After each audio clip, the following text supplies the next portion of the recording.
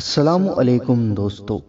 وہ کون سا روزے دار ہے جس کا نہ روزہ قبول ہوتا ہے نہ ہی اس کی عبادت قبول ہوتی ہے اور اللہ کی لعنت اس پر مسلسل برستی رہتی ہے؟ آئیے دوستو جانتے ہیں۔ ایک شخص حضرت علی علیہ السلام کی بارگاہ میں آیا اور پوچھنے لگا، یا امام علی، وہ کون سا شخص ہے جو روزہ بھی رکھے پر اس کی نہ ہی کوئی روزہ قبول ہو نہ اس کی کوئی عبادت قبول ہو اور اس پر مسلسل لعنت برستی رہتی ہو؟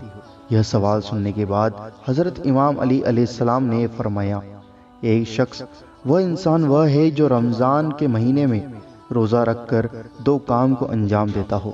تو اس شخص نے پوچھا، یا امام علی، کون سے دو کام؟ تو امام علی علیہ السلام نے فرمایا، پہلا کام وہ جو روزے میں جھوٹ بولتا ہو اور دوسرا کام وہ جو زمانے میں بے حیائی اور بدکاری پھیلاتا ہو۔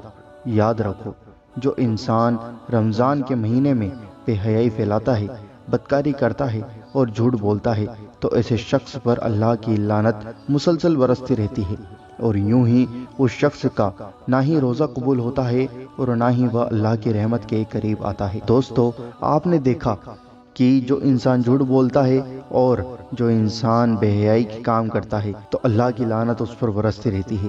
اللہ تعالیٰ سے دعا ہے کہ اپنے حبیب کے صدقے ہمیں ان دونوں کاموں سے بچنے کی توفیق عطا فرمائے، آمین اللہم آمین۔ آپ سے گزارش ہے کہ آپ اس ویڈیو کو دوسرے لوگوں تک ضرور شیئر کریں اور اس پیغام کو عام کریں۔